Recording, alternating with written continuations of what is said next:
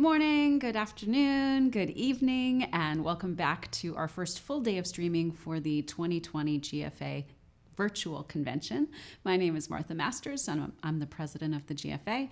And joining us today, we have Benny, who really struggled yesterday with being quiet while we were doing all these broadcasts. So he may make an occasional appearance on a lighter note. Today, we have 3 blocks of streaming. I'm only going to share with you right now information about what we're doing in our first block so that I won't be talking for too long. So coming up this morning, we're starting off with a technique workshop by Meng from the Beijing Duo. They'll be performing for us later this week, but we get a great technique workshop with her this morning, followed by a live Q&A. Again, reminder to register for the convention in order to be able to hop in the Zoom chat rooms and give your questions to Meng. Following Meng's technique workshop, we have a performance by the Bandini Chiacchiaretta duo. Fabulous. This is footage from a live concert, actually, so there's like humans in the audience, which is kind of exciting to see. With orchestra, it's a phenomenal performance. Check it out. So that'll be following Meng Su's workshop. That concert is sponsored by the 2 Mic, so thank you to them for joining in this celebration here this week. After that concert, we have a lecture followed by a live Q&A with Candice Mowbray speaking about women in the world of classical guitar. After that, we have a masterclass with Aniello, Desiderio, and concluding this morning's block, a performance by Luigi Attademo. And I want to remind you, tip jars for our performers. Really, this is, we're so lucky that they've shared all this content with us, so please drop them a little sign of your appreciation in those tip jars. Enjoy the morning.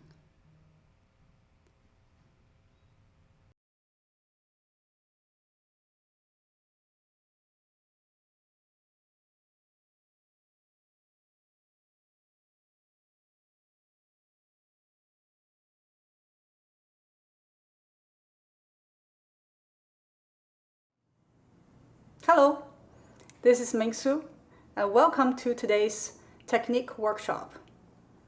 My understanding about technique exercises are there are many great ones for sure, but the key is how do you practice it? How do you use it? How do you control your hands? How do you practice going faster and slower? So we're going to work on 2 things, very basic things today.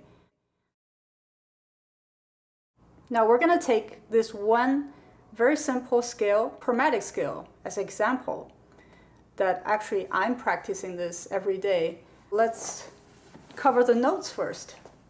Go from the low E, open E, and up to G sharp.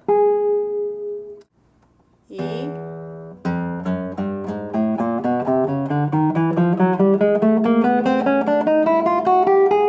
and then you come down.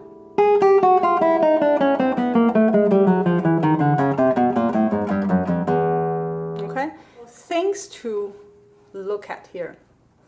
The left hand, because we have very simple 0, 1, 2, 3, 4, 0, 1, 2, 3, 4, this kind of progression, except third string we only have 2, 3, and 2, 0, 1, 2, 3, 4, 0, 1, 2, 3, 4, come back. The idea would be to keep your fingers very close to the strings, very small movements. And the most important thing is have your wrist out. Okay, we don't want to see any of this wrist in because that limits your finger movements. So wrist out. And let's keep our position really straight, not this. So no shifting on the wrist, very small movements. And try to be very precise on the spot that your finger should go to, which is very close to the frets, but not over it, not too far from it. So we can get the best sound from the left hand. The right hand, now let's play with rest stroke, apoyando.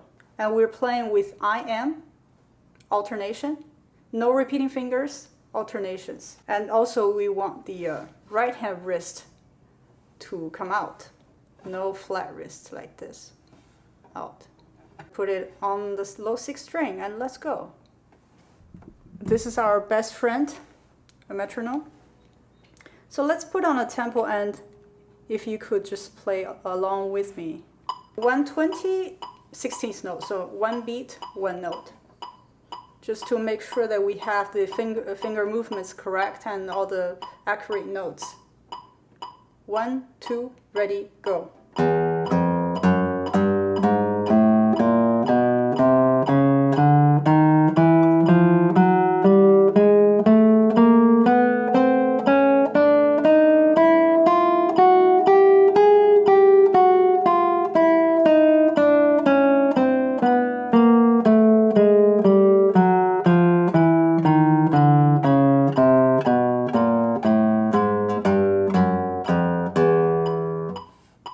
Good. No dynamic whatsoever. Try to keep the whole line very straight, level-wise. No notes suddenly too loud or too soft. All right, let's do it again. Let's play all notes very loudly, the same level. 1, 2, 3, go.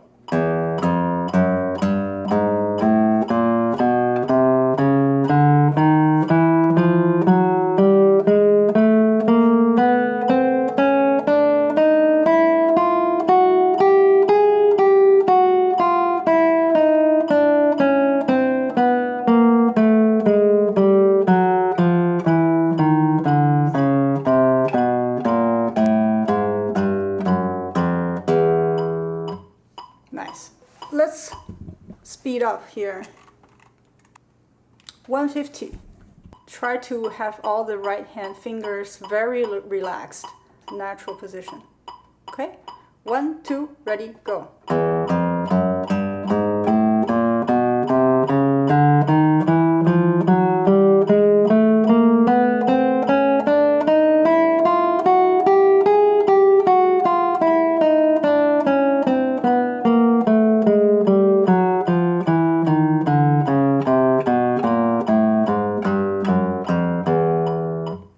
Very nice. Remember, wrist out, not this, wrist out, and wrist out.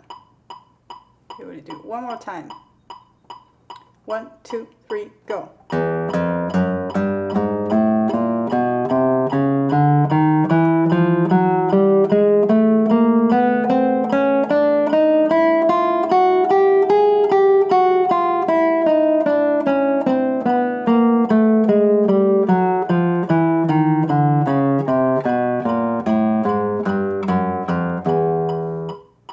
There are other things that you can work on when you play a relatively slower tempo. For example, dynamic. So what we just did was playing flat. Okay, let's now do one with a great crescendo and decrescendo. Let's do 170 now. So we begin very softly, and when we reach the G sharp on the top, it will be the loudest. Let's say from pianissimo to fortissimo this time. Okay? 1, 2, ready, go.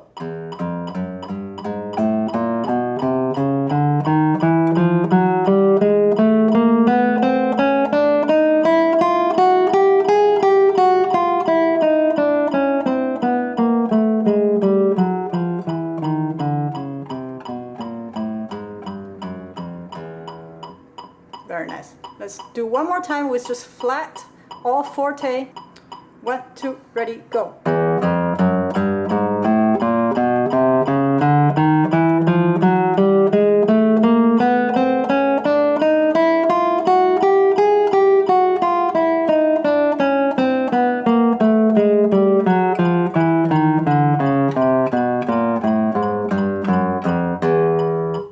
Very nice. I would recommend when you begin to practice scales, always play very loudly, because this way we're training the fingers and the muscles at its best value. Okay? Because when you play softly, it's easier. But if you play really loudly, you're forced to use your muscle. Okay, let's speed up. 190, all forte. 1, 2, ready, go.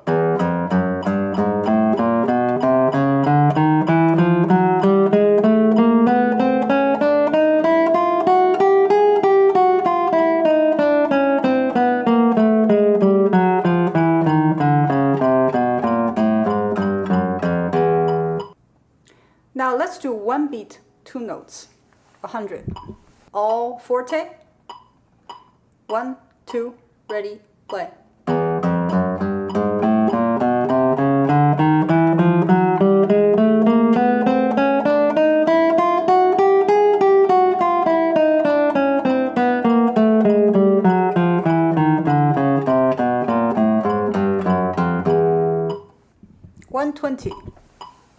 All forte.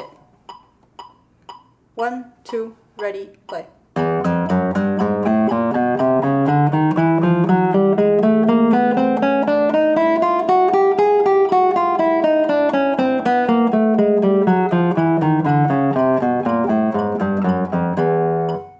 Very nice. Notice that we are still using I-am alternation. Okay, no repeating fingers and no A involved so far. So let's add one more feature here, dotted rhythm. For me, I think dotted rhythm is the single most effective tool or way for practicing faster passages. So if you see something with 16th notes, you probably want to practice it in dotted rhythm slowly. Because if you play with very exaggerated dotted rhythm, it helps your even rhythm more perfectly. Let's try. So with the same 120 tempo, let's play with short, long dotted rhythm, which is da-da, da-da, da-da, da-da, da-da, da-da, da-da, da-da, short, long.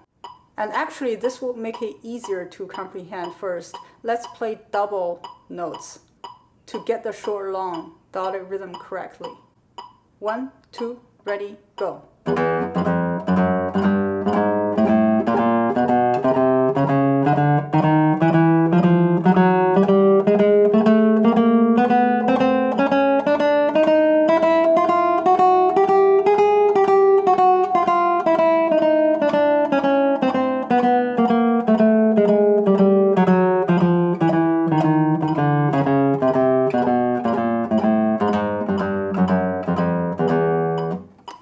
Long short would be that, that, that, that, that. Okay, let's do that. 1, 2, ready, go.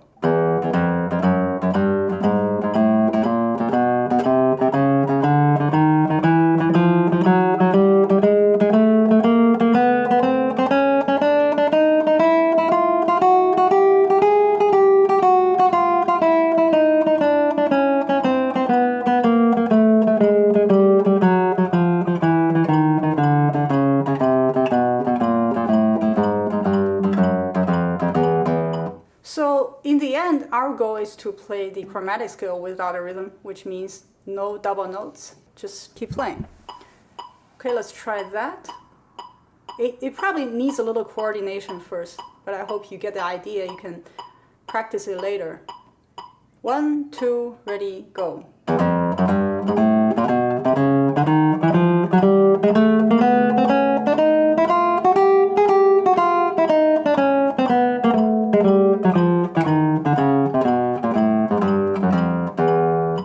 So let's do long, short. 1, 2, ready, go.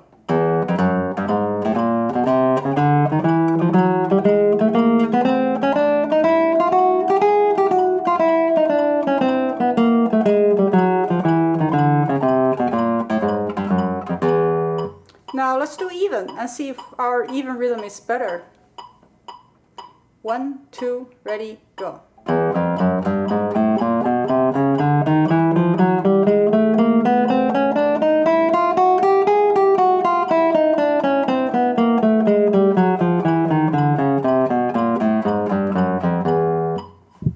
So let's speed up. The drill is we do 1 even, 1 short long, 1 long short, and 1 even. So 4 times per tempo. So let's do that with 140. Even, 1, 2, ready, go.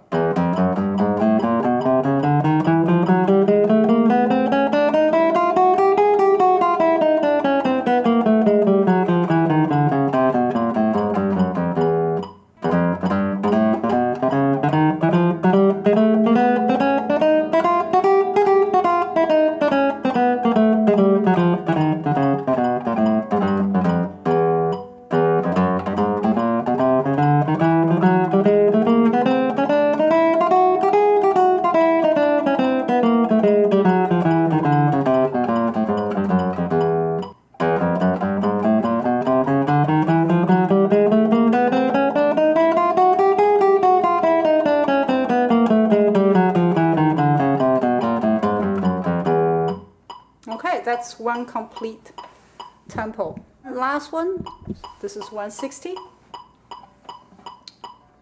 Even. 1, 2, ready, go.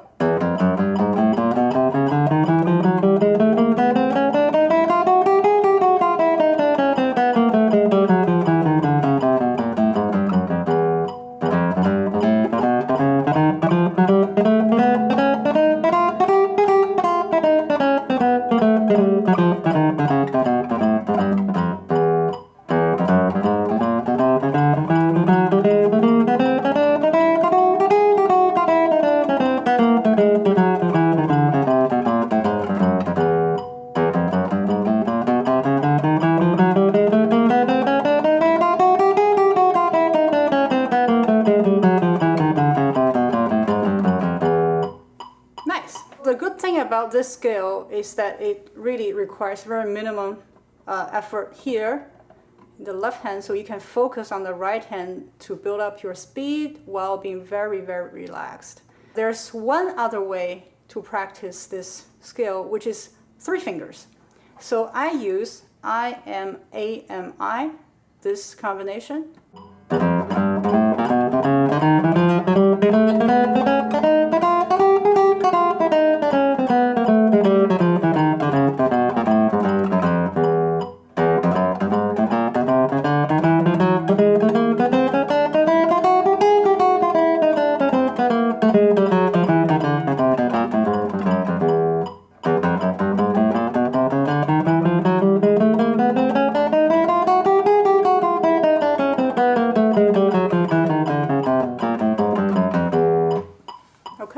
So as I said before, I'm still practicing this in rest stroke every day.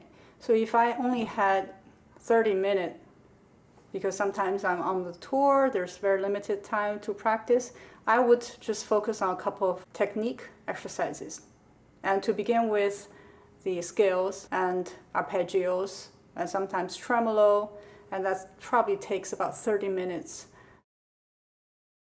For arpeggio exercise, there's one study that I use very often.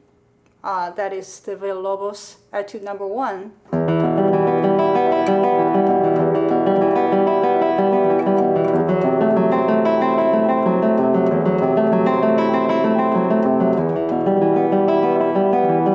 Okay, etc. So I will only take the first 3 bars as an example. The left hand, there's very minimum movement here, at least for the first 3 bars. But for the right hand, wrist out, not flat, wrist out, and make sure that your thumb is also in free stroke, because this is a arpeggio, we can't really use rest stroke, right? The thumb needs to be in free stroke as well, so it doesn't overpower the other.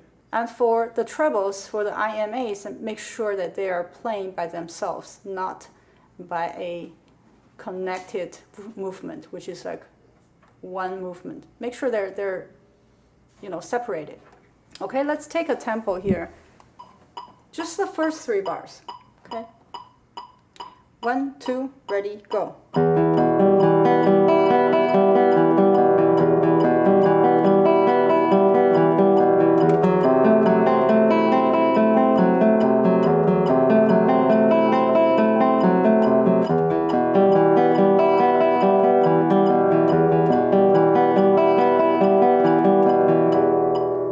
As you can see, I try to keep all my finger movements in the right hand very small, and I try to keep the volume the same, not one louder than the other. We can also apply dotted rhythm here. Let's try short long. 1, 2, ready, play.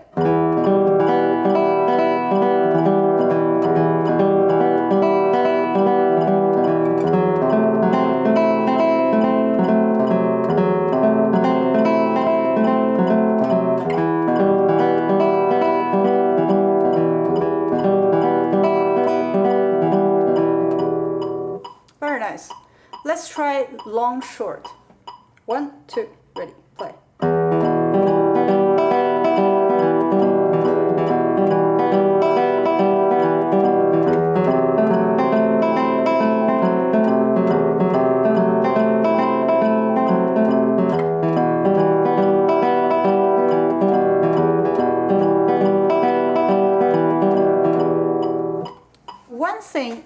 liked about this particular exercise is that you can look at it as two voices, two separate voices, but they're going up and down at the same time. So, for example, we can just separate them as the downbeat and offbeat. So the downbeat would be, right? Let's try to put an accent on the downbeat. Same tempo and even rhythm. Really make sure they're exaggerated accents. 1, 2, ready, go.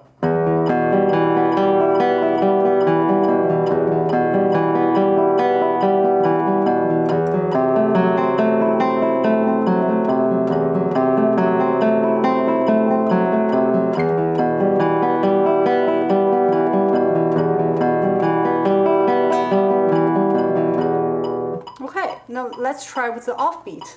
Try to really emphasize on the offbeats and really soft on the downbeat. 1, 2, ready, go.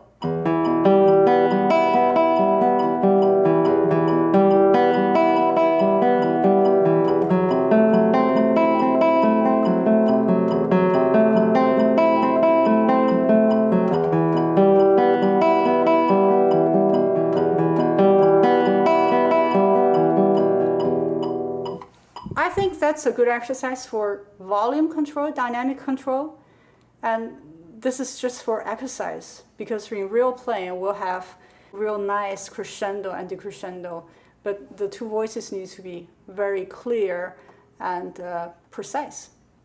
So let's try even 160 with great crescendo and decrescendo. 1, 2, ready, go.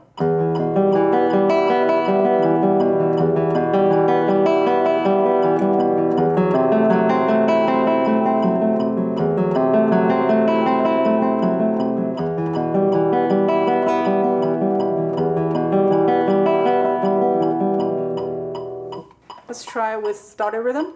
Short, long, and long, short. 1, 2, ready, go.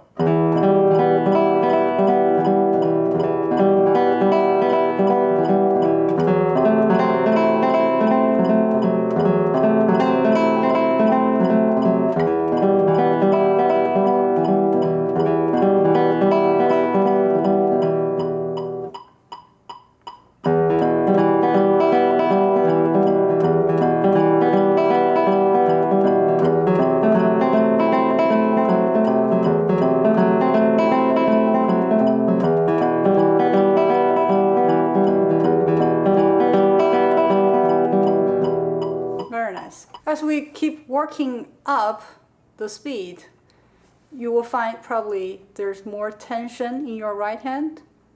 It's possible because when we want to play faster, we sometimes just put more tension on the hand rather than to let it relax and for the fingers to move themselves. I think that's very important to let the fingers do their movements, not to force the back of the hand and the wrist or the elbow, the shoulder to help.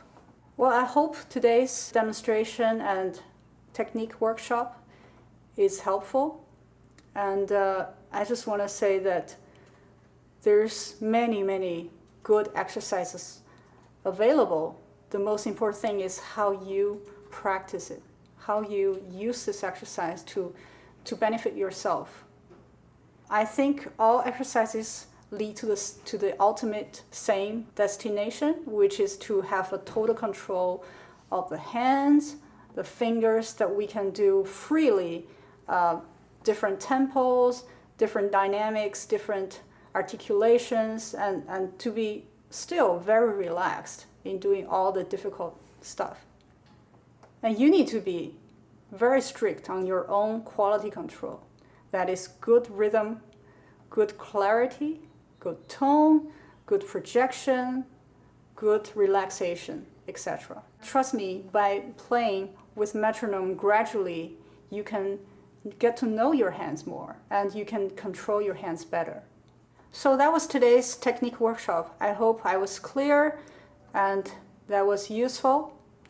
If you have any questions, please let me know. And please tune in Sunday afternoon for the performance of the Beijing Guitar Duo. I will be joined by my duo partner, Yameng Wang, and we'll be performing here for you.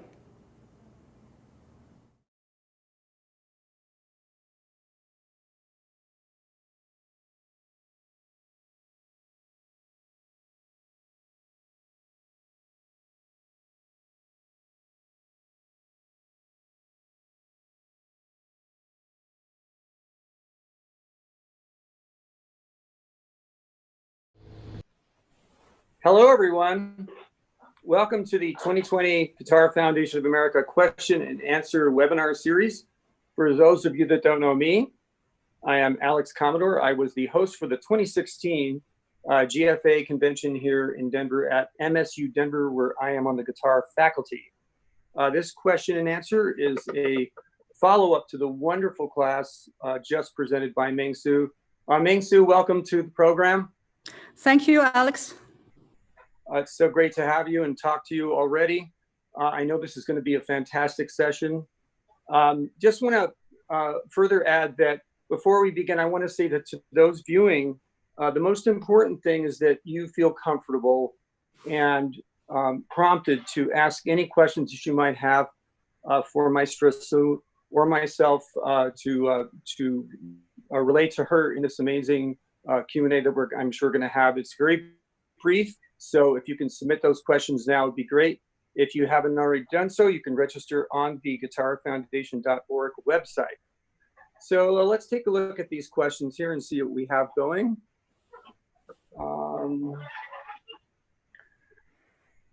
Okay, so of course we got to ask this one. How many hours a day of practice do you focus on generally? I mean, it really varied. I remember when I was younger, I was practicing 8 hours a day. So all my days were like very similar. You just get up, you start practicing, and you have lunch. You probably take a nap or not, and then you keep on practicing. You have dinner, practicing some more, and then go to sleep. And then that's day after day. I think that was from when I was 8 years old till 16. I was probably like that. Not every day, but almost every day.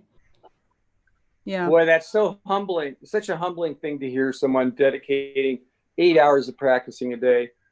It's almost unimaginable, really, to a lot of us, I'm sure, that are trying to be guitar players, to think that they could really sit down and concentrate or even play the guitar for that long.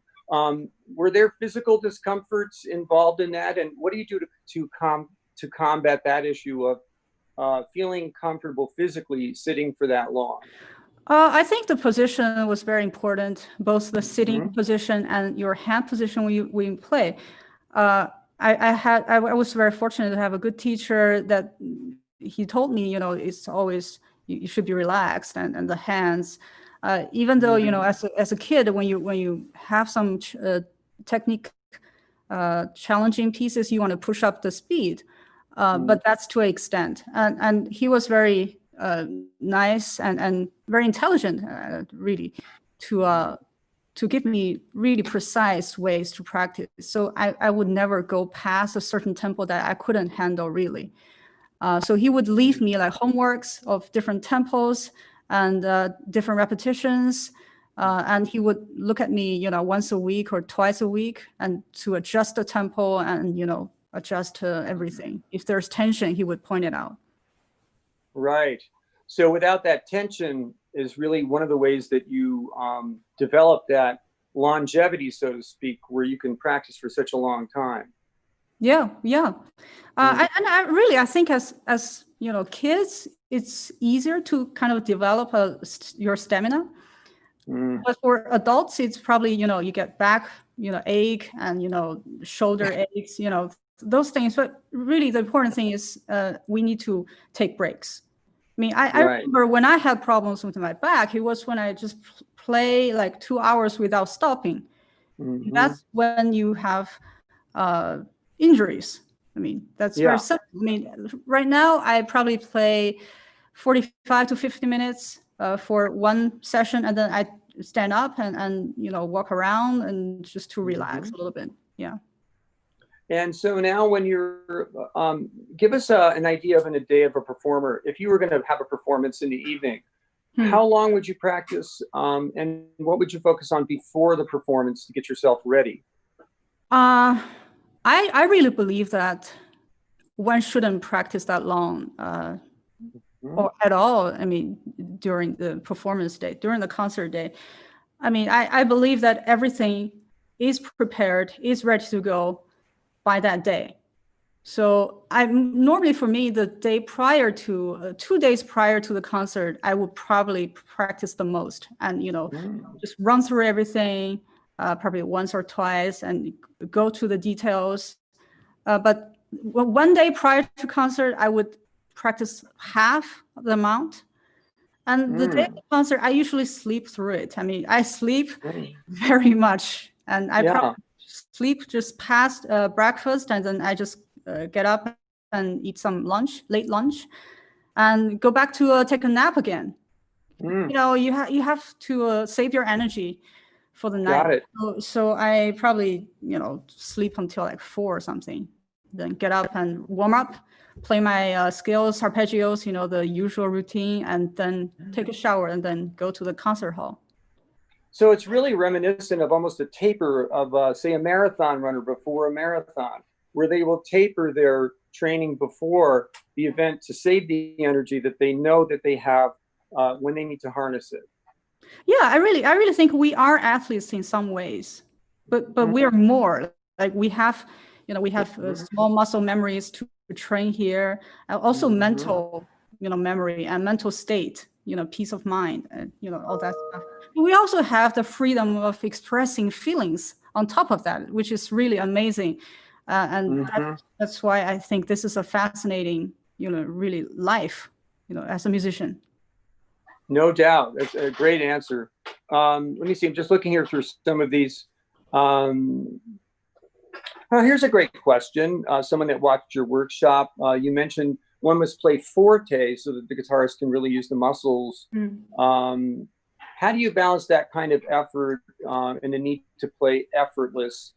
I guess the question is centering around the forte part of it, since it takes a lot of energy to play forte. Yeah, I think there are several things about playing forte. In the beginning, it always takes extra force. As you start building up, it's like training your muscles, like your biceps. I mean, if you're training every day, if you're practicing every day, with relaxation and with, really slower to faster tempo, and not go really far beyond that. So if you train every day, you start building your muscles, right? And you will see that, and you'll feel that your playing is, you will apply less and less force. Eventually, you reach a state that the fingers would be very strong independently. So one object I like to describe the motion is the hammers inside the piano. So you see, it's a very fast and crisp motion, but it's really relaxed. You see, it's like a reflex, but it's really strong and but relaxed. That it doesn't contradict itself. So you can have both. No, that's a great likeness to think about the hammer on a piano and the kind of crispness and speed that has. And so you're liking that to perhaps the right hand attack. Yes, but the attack for the hammers of the piano, it starts from high up. But my idea would be to never leave the strings too far. Got it. So it would be like play. I mean, the most ideal would be to touch the string first, to feel the string first, no matter what speed you're playing. Always to touch the speed first, to touch the string first. Right. You would never do like hammer do like this, right? Yeah. Right. It takes a lot of time on the way. So Sure. It's always like very small movements. Yeah. Great.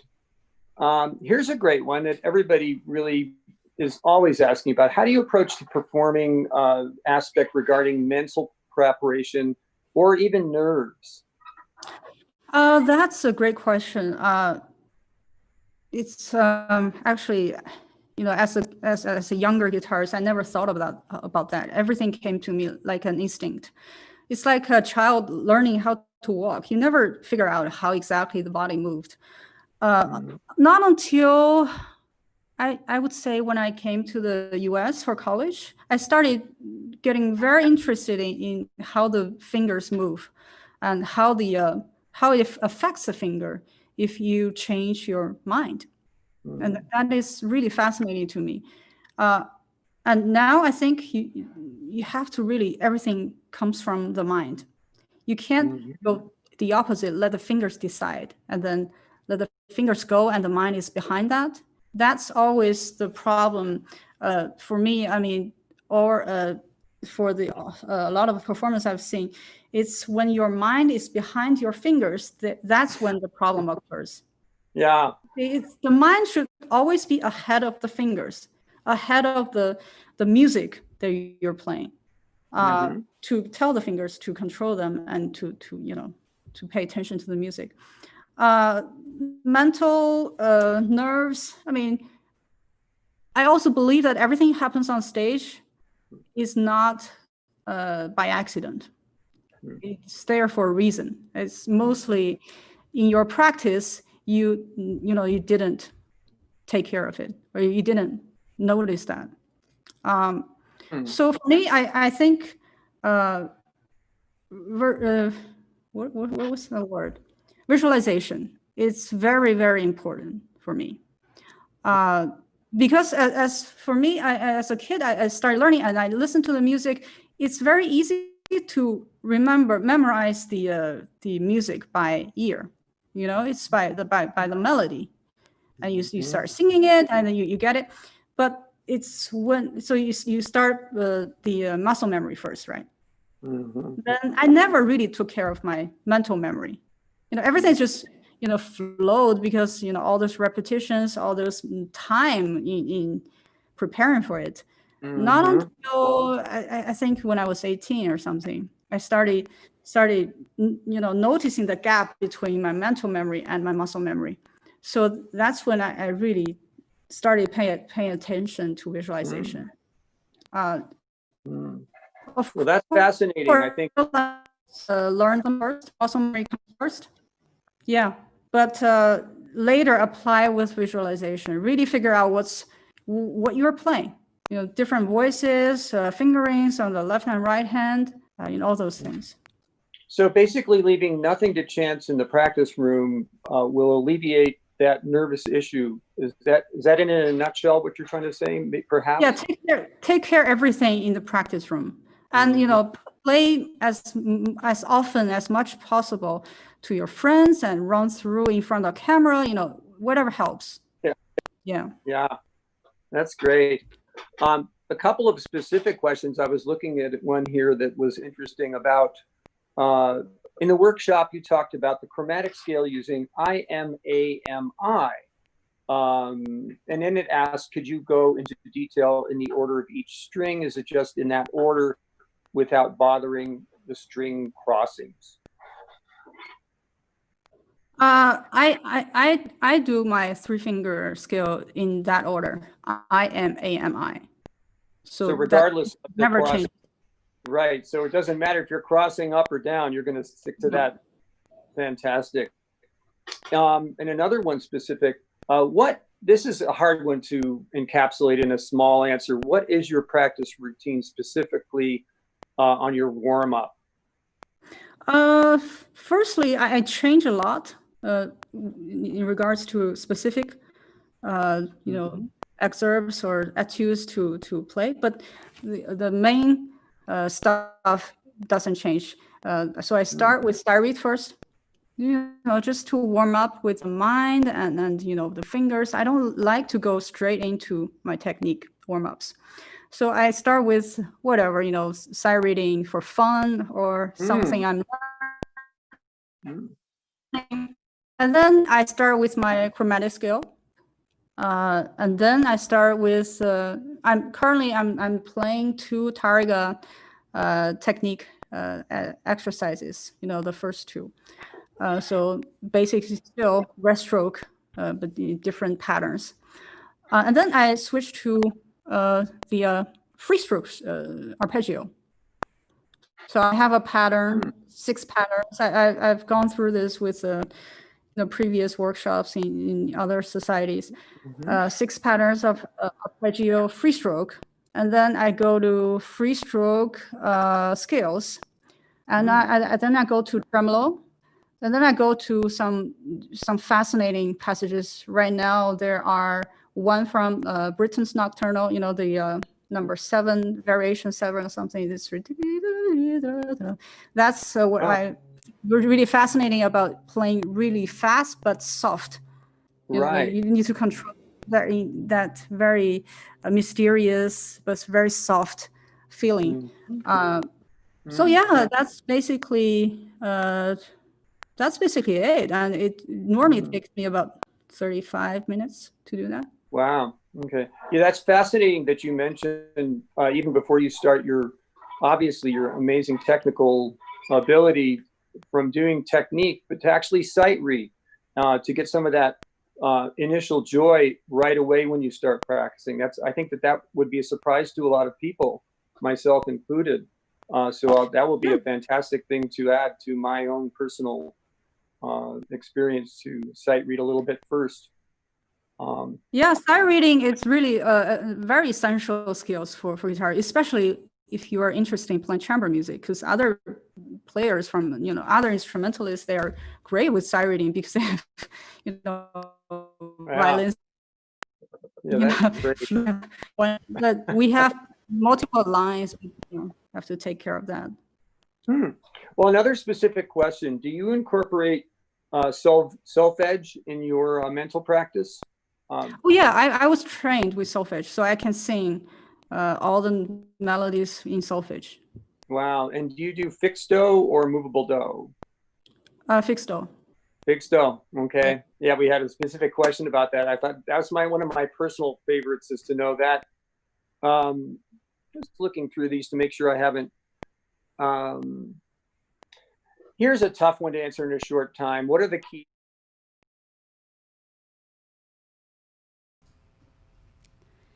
Thank you, Meng and Alex, for that wonderful discussion. Thank you, everybody joining in on the Zoom with your live questions. That conversation is continuing in the Zoom room. So if you're interested in it and you're not already in the room, hop in there. You can continue to hear what they're having to say. But because we have so many hours of wonderful content to share with you, we're going to move on at this point. We're going to give you a couple of our vendor videos to have you get to know some of those folks you would have been mingling with in our vendor expo. And then following that, we'll hop right into the concert with Bandini and Chiacchiaretta. Enjoy.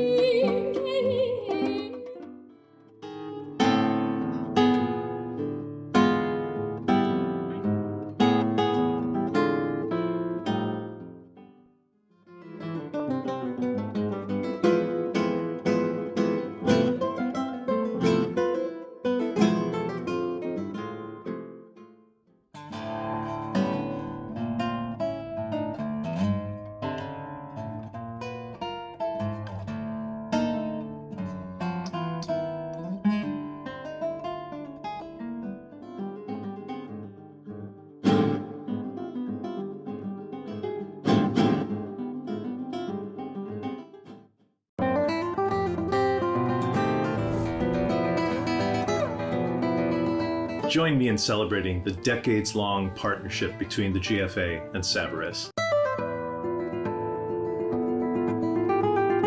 It was an honor for me to present Savarez President Bernard Maillot with the 2010 GFA Industry Hall of Fame Award, and I look forward to many more years of collaboration and friendship together. Here are some past GFA competition winners who play Savarez.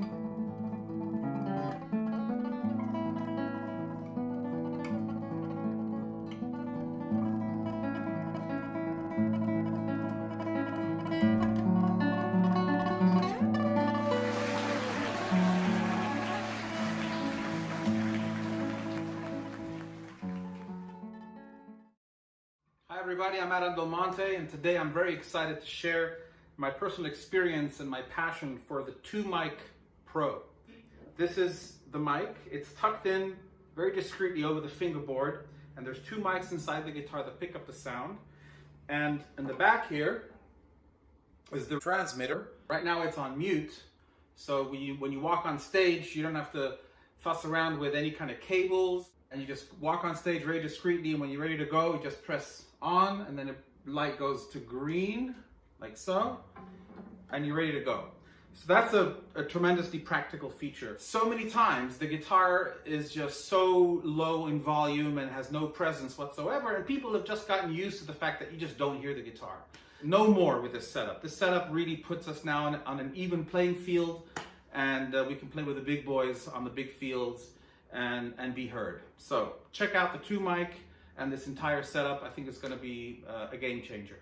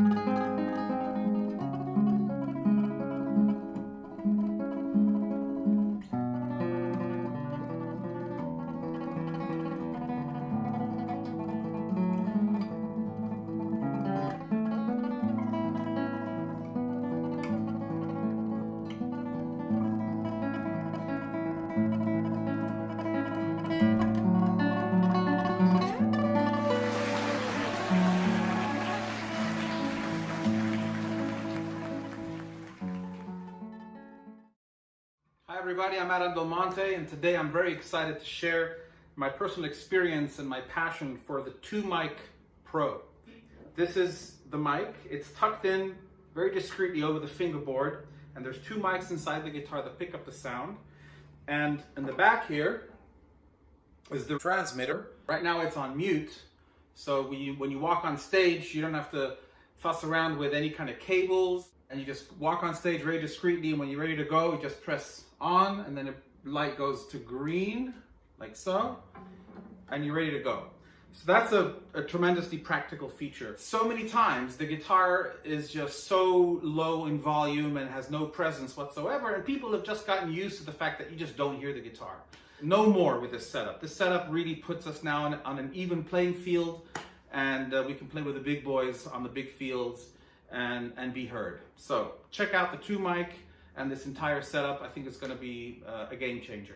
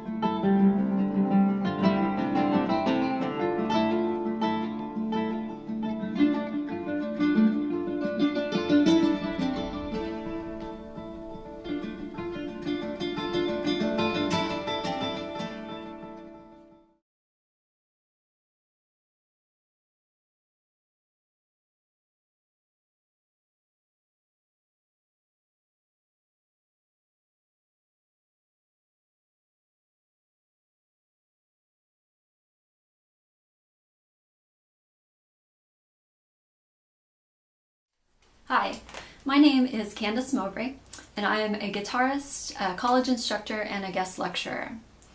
I actually had the chance to speak at the GFA convention back in 2013.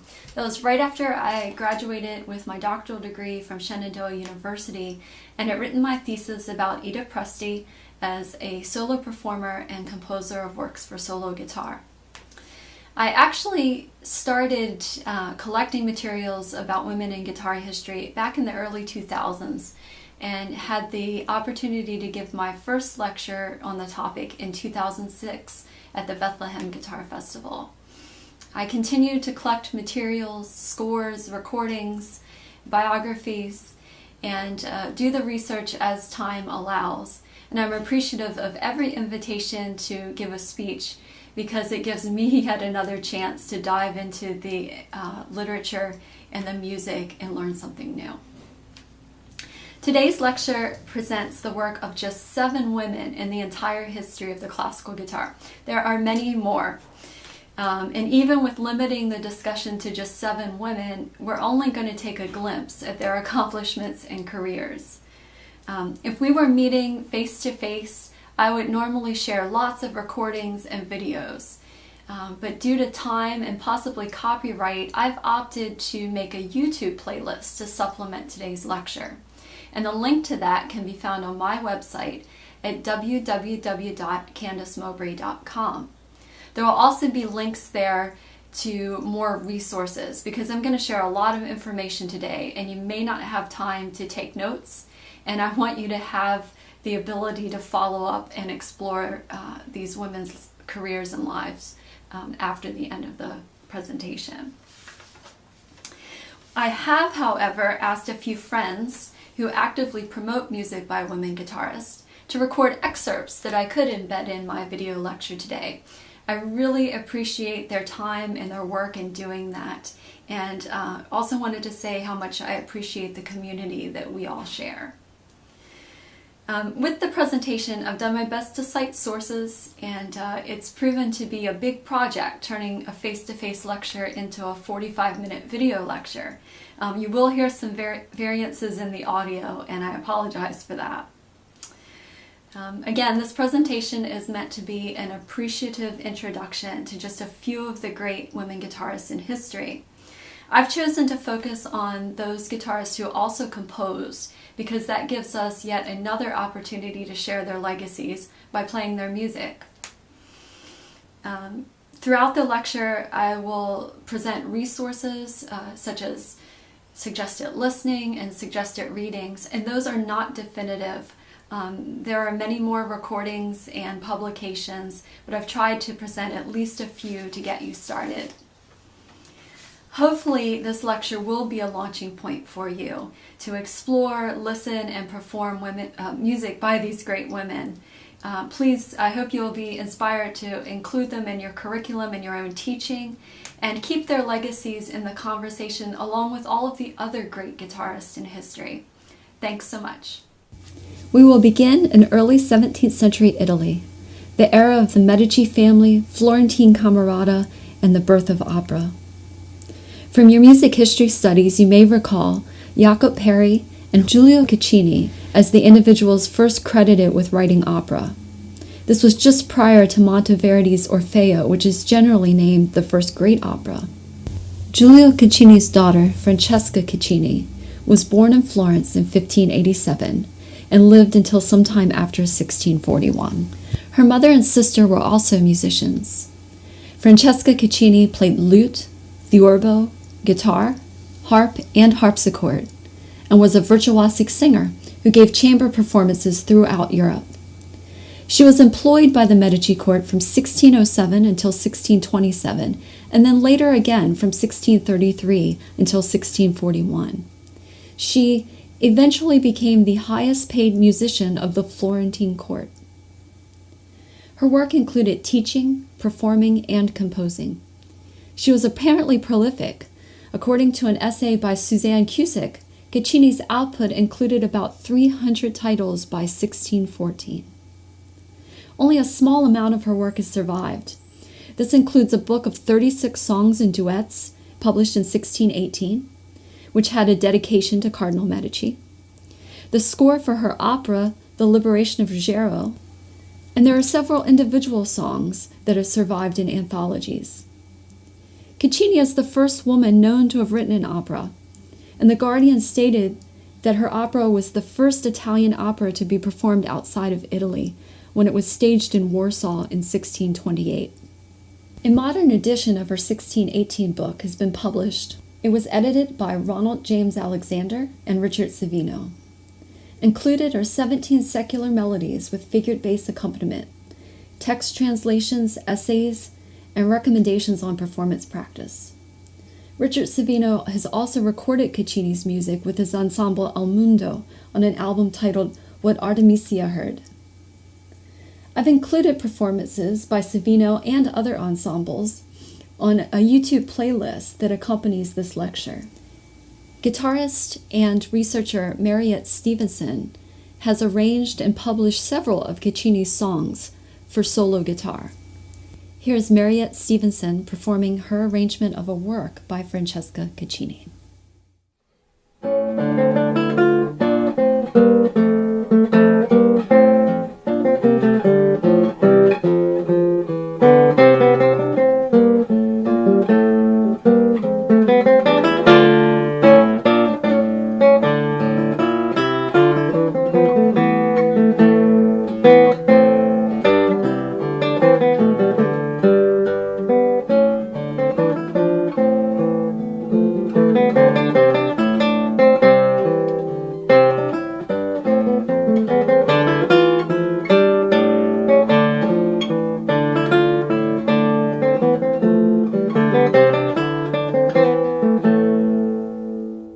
To an experienced professional as well as a beginning guitar student, Mauro Giuliani is a familiar name.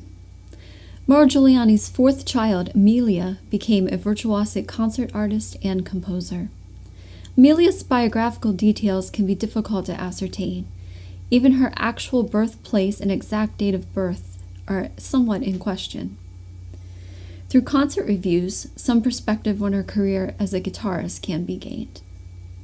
In 1828, she gave her concert debut in duet with her father in Naples.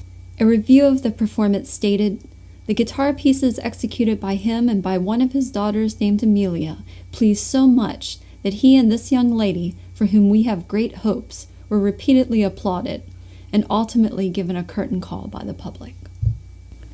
That performance took place in February of 1828, and in October of the same year, Amelia gave a solo performance that occurred between acts of an opera. A report stated that she showed herself to be not only a worthy disciple, but also an emulator of her father. Unfortunately, her father died the following year. An announcement about Mauro Giuliani's death in a journal mentioned Amelia, saying, "He has left us a daughter of tender age, who shows herself to be the inheritor of his uncommon ability, a circumstance which alone can mitigate the sadness of this loss." Amelia Giuliani performed in cities such as Vienna, Austria, Pest, Hungary, Naples, and Florence, Italy, where in 1839 she performed on a concert that also featured the famed pianist and composer Franz Liszt. The review of her performance was again favorable. Other reviews offer adorations for Amelia Giuliani's performances, crediting her for inventing a double harmonic technique and citing her extraordinary skill. Amelia wrote works keeping in the style of her father. Whereas he composed Rossinianas, she wrote pieces based on operas by Bellini. Her works show clear knowledge and mastery of the mechanics of guitar performance, just as you would expect from works by her father, and there are many displays of virtuosity. Her 6 preludes, however, could be incorporated in an intermediate level curriculum alongside studies by her father, Aguado, or Carcassi. The scores are available on imslp.org and have been recorded by multiple guitarists. The 6 preludes are opus number 46 in Giuliani's catalog. Opuses 1 through 11 were published by Giovanni Riccordi between 1834 and 1837, meaning that there are 35 missing works. Her existing works have been collected and included in a work by Nicoletta Confalone and Robert Caldwell, published by DGA Editions. The book also includes biographical information in both English and Italian, and the footnotes and bibliography are also very helpful in trying to gain a better understanding of Amelia Giuliani's career and life. Amelia is mentioned several times in Thomas Heck's book, Mauro Giuliani, A Life for the Guitar. Confalone thanks Thomas Heck in the acknowledgments for her book. Also mentioned in the acknowledgments is guitarist Connie Shu, whose album The Woman's Voice includes several works by Amelia Giuliani. Here is Dr. Connie Shu performing a work by Amelia Giuliani.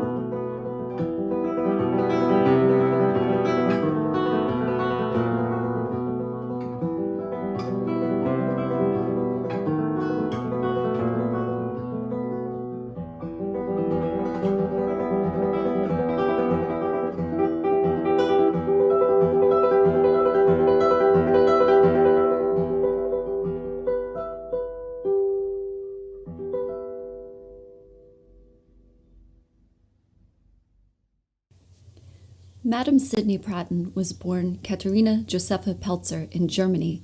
Most reports say that she was born in 1821. A citation on the Library of Congress website alluded to her possible birth date being 1824, and that led me to a CD project by guitarist and researcher Ulrich Wiedemeyer, which states her birth date as 1824. She died in England in 1895. Catherine Josepha Pelzer adopted her husband's surnames, Sidney Pratten, and is often known by the title Madam, followed by Sidney Pratten. And this is an important consideration when searching for information about her because you may see various incarnations of her name. You may see Madam Sidney Pratten, Madam R. Sidney Pratten, Catherine Josepha Pratten, and also Catherine Josepha Pelzer, and variations on the name Catherine. You may see Catherine with an E at the end, or you may see Katerina. Sidney can also be spelled in various ways. Pratten's father, Ferdinand Pelzer, was a guitar teacher. He published Guitar Methods, and he had been editor of a magazine published in tribute to Mauro Giuliani. He was her guitar teacher, and she was considered an accomplished guitarist by the age of 7. She gave duo concerts with another young prodigy, Giulio Rogondi. A biography written by one of Pratten's students, Frank Mott Harrison, recounts a story of the two children performing on top of a table when the stage did not allow the tiny performers to be adequately seen by the audience. A review of a performance given by Pratten when she was a teenager stated that her touch was powerful and her execution wonderful. The Pelzer family had moved to England when Katerina was a child. She performed in the King's Theatre and Hanover Square Rooms. By her teenage years, she was established as a teacher in Exeter, and she became the tutor to Lady John Somerset, who convinced her to move to London and introduced her to many aristocratic families. Pratten became part of this social elite and was very successful as a teacher. She taught 2 daughters of Queen Victoria. She was also the guitar teacher to Ernest Shand. Harvey Turnbull referred to Madame Sidney Pratten as the leading figure of the Victorian guitar world. Maurice Summerfield stated that guitar makers such as Panormo and Lecote labeled hundreds of guitars with her name in order to promote sales of their instruments. Pratten also played terz guitar and the bambina guitar, a picture of which appears in Harvey Turnbull's book, The Guitar from the Renaissance to the Present Day. In 1854, she married Robert Sidney Pratten, who was a very respected flutist and composer. Her husband died in 1868, and Katerina Pratten gave up performing, but eventually returned to the stage. She gave a concert of Mauro Giuliani's Third Concerto, with Giuliani's niece playing piano for the concert. Pratten gave her last public concert at the age of 72. Summerfield states there is no doubt she was one of the outstanding figures of the 19th century guitar.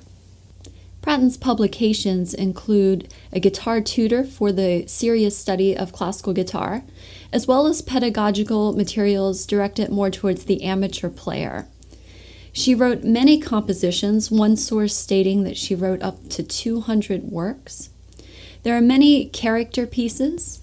Titles include Eventide, Forgotten, and Sadness.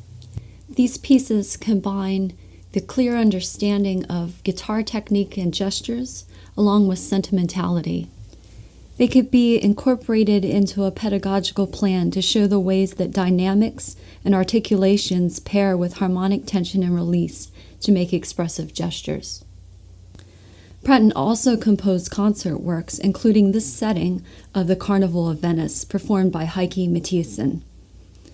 Heikki has recorded several of Pratten's works on her album Guitar Ladies, and she is also active as an advocate performing and promoting music by women of the guitar. Here is Heikki Mathiesen performing a work by Madame Sidney Pratten.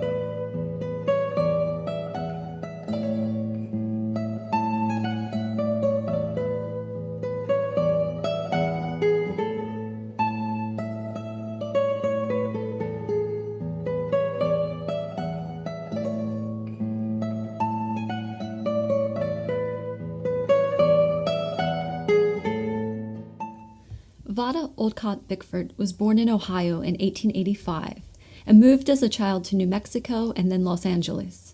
She began studying guitar at age 8 and became the pupil of George C. Lindsay at age 9. Through Lindsay, she was introduced to Manuel Ferrer, with whom she studied for about a year until his sudden death. She moved to New York in 1914 and became known for her performances as well as teaching. She became a tutor to Mrs. Vanderbilt and daughter Cornelia, and was invited to stay with the Vanderbilt family at Biltmore. Vada's birth name was Ethel Lucretia Oldcott, but she was influenced by an astrologer and changed her name to Vada. She married Tsar Myron Bickford, who was a composer and multi-instrumentalist, including playing guitar and mandolin. The couple moved to Los Angeles, where Bickford helped to establish the American Guitar Society, which still exists today. In addition to performing, teaching, composing, and arranging music, Bickford was a visionary collector of guitar music, guitar journals, letters from important musicians, and other materials related to the guitar. Her immense collection is now part of the International Guitar Research Archives of California State University, Northridge. There are approximately 7,000 scores in the collection. Marie Summerfield stated there is little doubt that through her promotional efforts and her transcriptions of music for the guitar, she was one of the most influential figures in the North American classical guitar scene during the first 50 years of the century. In his book, The Guitar in America, Victorian Era to Jazz Age, author Jeffrey Noonan discusses the BMG movement and some of its acclaimed guitarists, stating, "None, however, garnered the notoriety heaped on Vada Olcott Bickford and William Foden as performers, teachers, composers, arrangers, historians, and musical authorities," saying these two players, the grand lady of the guitar and the wizard of the guitar, dominated America's guitar community from the end of the 19th century. Vada Olcott Bickford's last concert was given in 1977 for the Guitar Society, and she died in 1980 at the age of 94. A few years ago, I was doing some performing and recording in Pennsylvania, and I was invited to take a tour of the Martin Guitar Factory. It was a wonderful surprise to see a photo of the American Guitar Society and Bickford's signature model guitar hanging in their museum. Vada Olcott Bickford's publications include popular method books, compositions, and numerous transcriptions and arrangements of both classical pieces as well as popular works.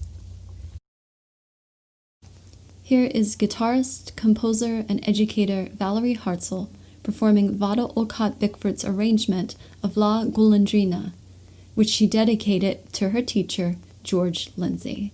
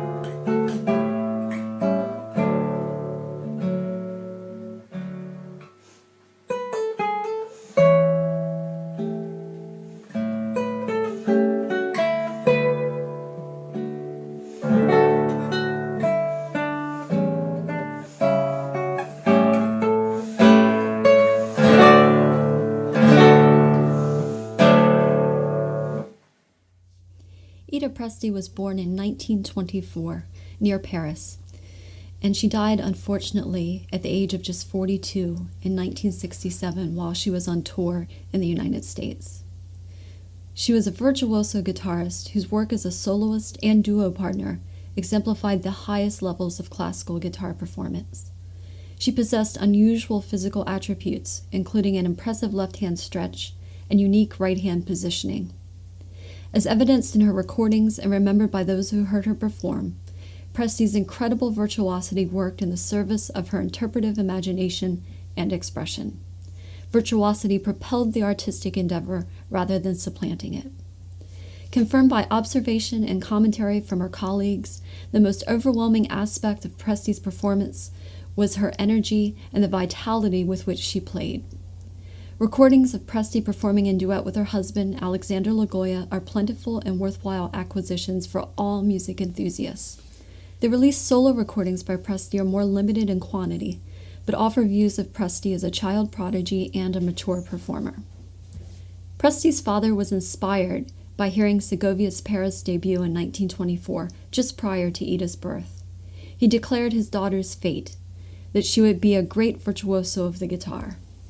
Her father became her primary music instructor, although he was not an accomplished guitarist himself. He guided her instruction using a full-size guitar. He assigned etudes composed by 19th and early 20th century guitarists, such as Carcassi, Soren, and Aguado.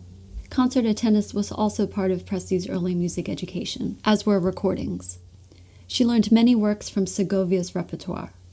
She gave her first public performance at the age of 8, and her first full-length recital in Paris occurred on April 28, 1935. The program included works by Ponce, Malotz, Turina, Taroba, Albanese, as well as Bach. Emilio Pujol referred to the young Ida Presti as a miracle of facility and grace. In 1938, she appeared in a film called Les Petites Choses, and a clip of that film has been included on the playlist accompanying this lecture. Her earliest recordings were made around this time as well. These recordings belie the age of the player and elicited contemporaneous comparisons to André Segovia. Early 20th century critic Arthur Dandolo recalled this experience. A friend played me a recording of a guitarist that I found excellent and asked me to guess the name of the performer. Without hesitation, I replied that only Segovia was capable of playing in such a way.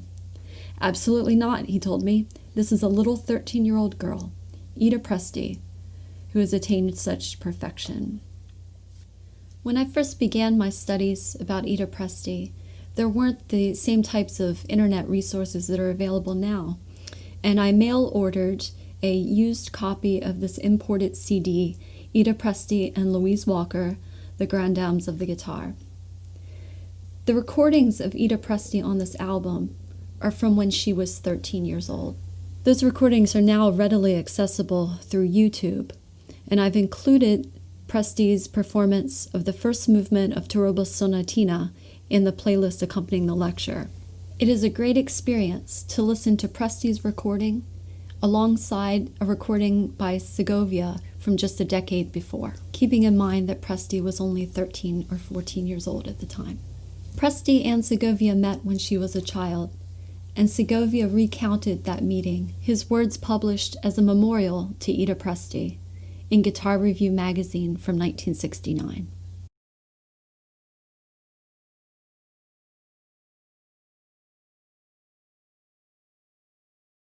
As Presti's young career was advancing, a major tragedy occurred. Her father, who was her teacher, provider, and dedicated impresario, died. This left Presti with becoming the primary income earner for her household. There was also the difficulty during World War II and Germany's occupation of France. Although Presti did continue being able to work, she gave the French premiere of Joaquin Rodrigo's Concierto d'Aranjuez, and the performance with the French National Radio Orchestra was broadcast in 1948. Presti met guitarist Alexander Logoya in the summer of 1951 at a guitar soiree. The couple married in 1952, and after Presti's solo engagements were wrapped up, the couple set aside their solo careers to concentrate on performing as the Presti-Logoya duo. They performed about 2,000 concerts between 1952 and her untimely death in 1967. They are considered one of the greatest guitar duos to date. An article by Tony Cornwell stated this was not simply due to their technical excellence, but their subtlety and force in emotional expression. In addition to their outstanding performances, they expanded repertoire for the guitar duet genre by commissioning and inspiring new works. Composers such as Rodrigo, Mario Castelnuovo Tedesco, and Pierre Petit dedicated works to them. Presti wrote original works for the duo, and Logoya wrote many transcriptions, especially works from keyboard literature. The duo's compositions and arrangements have been published in a beautiful set of books by Bourbon Publishers. Presti wrote some solo works for guitar, as did Alexander Logoya. When I was preparing my thesis, I collected and wrote about all of the published solo works by Presti that I could find, as well as a selection of works written in her homage. Since that time, a complete edition of Presti's solo works has been published. The book contains additional works that weren't published at the time when I wrote my paper. The book includes a foreword by Frédéric Zigante, as well as notes and commentary by Olivier Chesson, who revised the pieces for publication. The text is offered in French, English, and Italian. Guitarists such as myself, Heikki Mathiasen, Chris Billebram, and Candice have recorded works by Presti, and guitarist Valerie Hartzell, who you heard earlier, also performed in an ensemble named after Presti. Within just the past couple of years, an entire album of Ida Presti's solo works and works written in her dedication was recorded by Cinzia Milani. And several years ago, Olivier Chesson and Stein Erik Olsen recorded the works of Ida Presti for 2 guitars. A biography titled Ida Presti, Her Life, Her Art has been written by Anne Marilia and Presti's daughter Elizabeth. The text appears in both French and English side by side, and there are numerous photos illuminating the wonderful career of this artist. The biography includes information about Presti's life, her career, as well as her compositions. Regarding her compositional process, the book states, one must not imagine Ida Presti sitting comfortably behind a desk, composing rigorously for fixed periods of time. She did it any place and in any way. When she got a musical idea, she would take her guitar and a piece of music paper and sit on the first chair she came to, sometimes in the living room, but more often in the kitchen. She put the paper on the table and, resting her foot on a box of cookies instead of a proper footstool, she'd begin to write. Eleftheria Colzia's articles, Wish You Were Here and Wish You Were Here 40th Anniversary of the Passing of Ida Presti, were published in Classical Guitar and Tara magazine. These articles are wonderful resources about Presti's life and career, as are articles and work by people like Alice Arts and Presti's other friends and colleagues who have helped propel her legacy and certainly influence the studies of people such as myself. Guitar magazines such as Classical Guitar, Guitar Review, and La Guitare published memorial issues dedicated to Presti. They include reflections written by friends and colleagues, and Guitar Review included a duet by Tedesco that was written as an elegy for Presti. There are numerous works written in dedication to Presti, including the popular Sarabande by Francis Poulenc. There's a wonderful prelude by Gilbert Biberian, and Roland Diens wrote an entire concerto dedicated to Presti.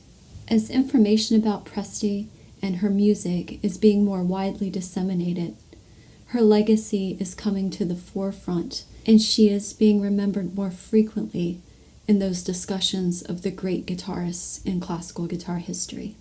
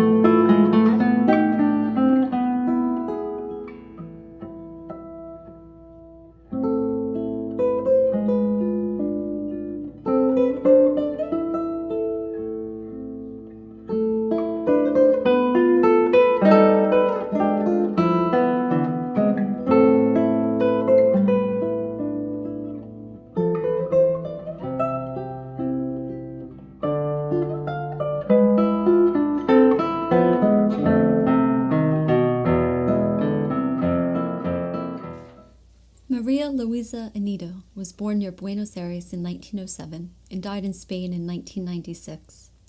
Her father was an amateur guitarist and a promoter of guitar events in Argentina. He was also the founder of La Guitarra magazine, which began publication in 1923.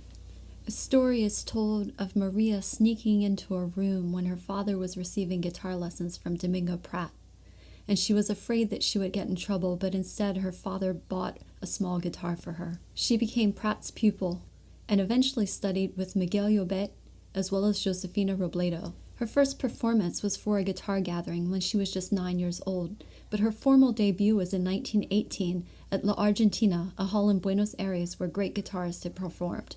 A review called her the Little Argentinian Wonder. The program included music by Sor, Tárrega, Demas, Llobet, Schumann, Beethoven, Massenet, Vuitton, Chopin, Mendelssohn, and Malotz. Her father obtained a Torres guitar that had belonged to Francisco Torrega and Miguel Llobet for her to use. From this time until 1933, most of her performances were in Argentina and neighboring countries, with her father accompanying her.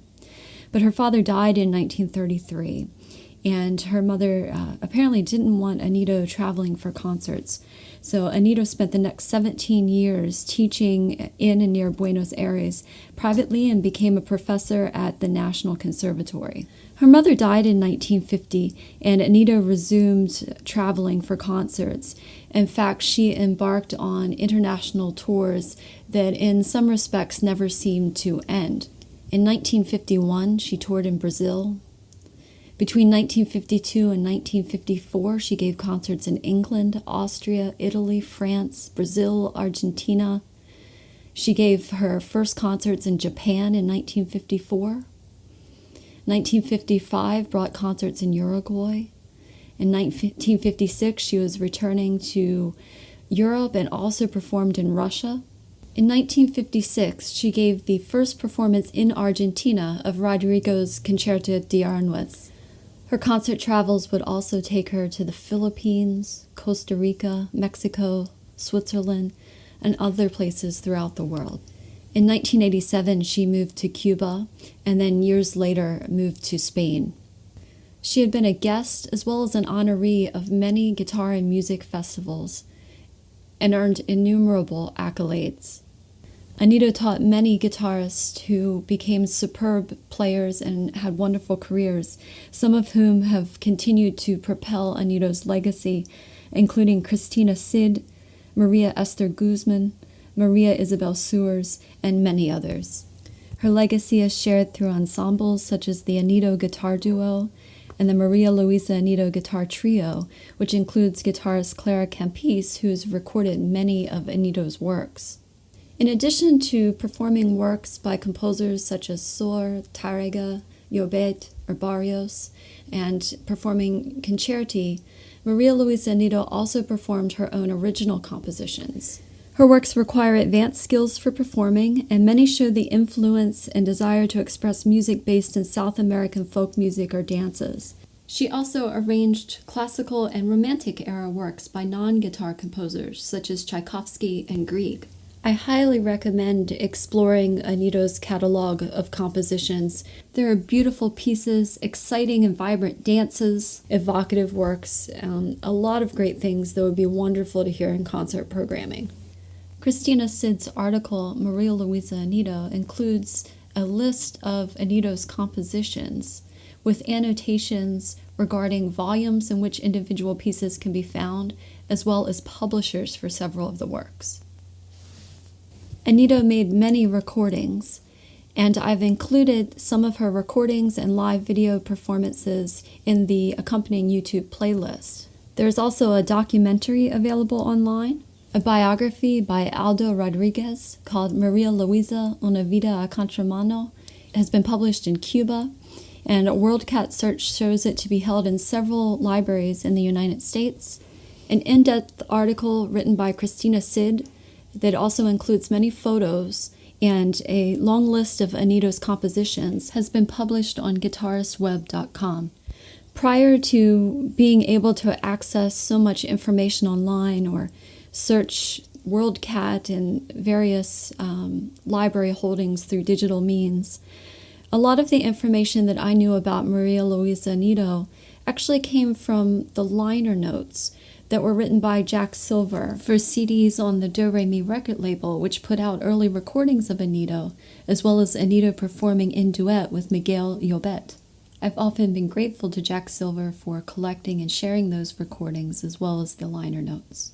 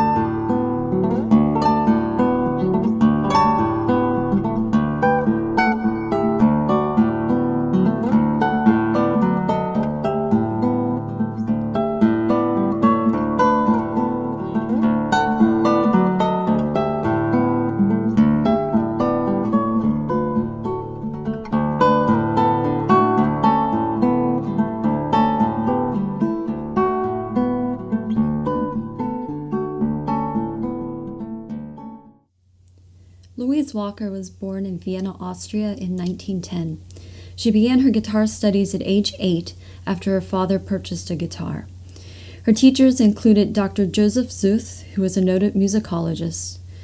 She studied with Jacob Ortner at the Music High School in Vienna, and then with Heinrich Albert, who was a chamber music specialist. She also had lessons with Miguel Llobet, who was a guest in the family's home. Her father had been involved in organizing Llobet's concerts in Vienna. Her training included popular styles like song accompaniment, as well as classical technique. In an interview, she said that she had to change her way of playing 4 times by age 13. Walker's concert debut occurred when she was 15 years old, and she went on in her career to tour throughout Europe, the Soviet Union, Japan, and the United States. Her repertoire was wide-ranging. It included arrangements of music by 19th century composers such as Chopin, Schumann, and Brahms, as well as music by guitar composers such as Coast or Giuliani. And she also performed works by composers who were contemporaries in her lifetime. Maria Isabel Sewers shared with me that Walker was even learning music well after age 80. For example, some pieces by Maximo Diego Pujol. Numerous composers wrote and dedicated works to her, including Joaquin Rodrigo, Guido Santasola, Heinrich Gattermeyer, Eckhard Lind, and possibly Manuel Ponce. The piece written for Walker by Rodrigo was published in an anthology of pieces for guitar that also included a work by Francis Poulenc that was dedicated to Ida Presti. That piece is called Sarabande.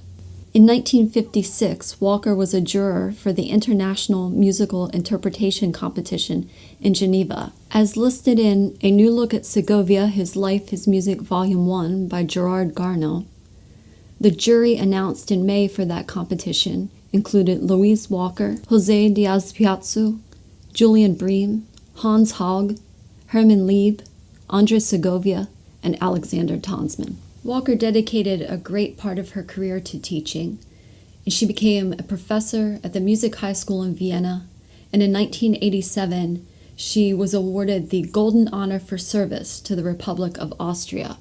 Walker made numerous recordings. Her trio and quintet recordings may be among the earliest recordings of guitar and chamber ensemble. And I'd like to share a personal story about those recordings. I have a large playlist on my computer of lots of classical guitar music, and several times in my life I would let that playlist just run on shuffle while I would do things around my office. Suddenly I'd feel my attention drawn to the music and I'd have to go see whose recording was playing, and inevitably it was one of Louise Walker's chamber music recordings, of which I didn't really actually own that many. So eventually, I learned to recognize exactly the piece and who it was performing. But I was taken by the sheer beauty of that music, the way the guitar was so lyrical and its timbre was just so beautifully fitting with the rest of the ensemble. I'm not sure that I've ever heard another guitar so perfectly cast in that type of ensemble and repertoire. I'd also recommend, if you enjoy the virtuosic elements, listen to her recording of the solo piece, An Italian Fantasy, by Antonio Domenici. Regarding resources, there are numerous recordings of Louise Walker performing. She also published many works, including some pedagogical works.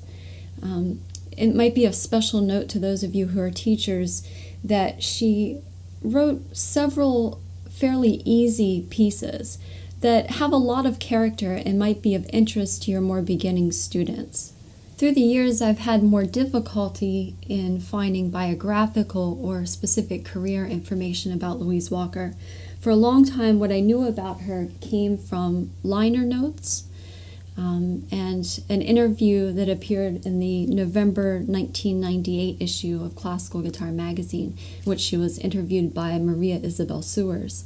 And that article is really interesting because Maria was a student of Maria Louise Aniello, and there's some comparison of the two ladies' lives in that particular issue. There's also a really nice statement from John Duarte. He says that her life with the guitar was one of total dedication and motivational purity. She was possessed of formidable technique, Segovia having told him of this before he had even heard her, and a musicality whose warmth was comparably expressed in her willingness to help others. Walker did write an autobiography called Life with the Guitar, and it's in German. And I have a German-speaking friend who, along with Google Translate, is helping me to understand the text. There's a foreword by composer Heinrich Gattermeyer, who wrote several works for her and had a 2-decade friendship with Walker. She talks quite a bit about her childhood, and I think it's interesting to note that her christened name was Louise Ida.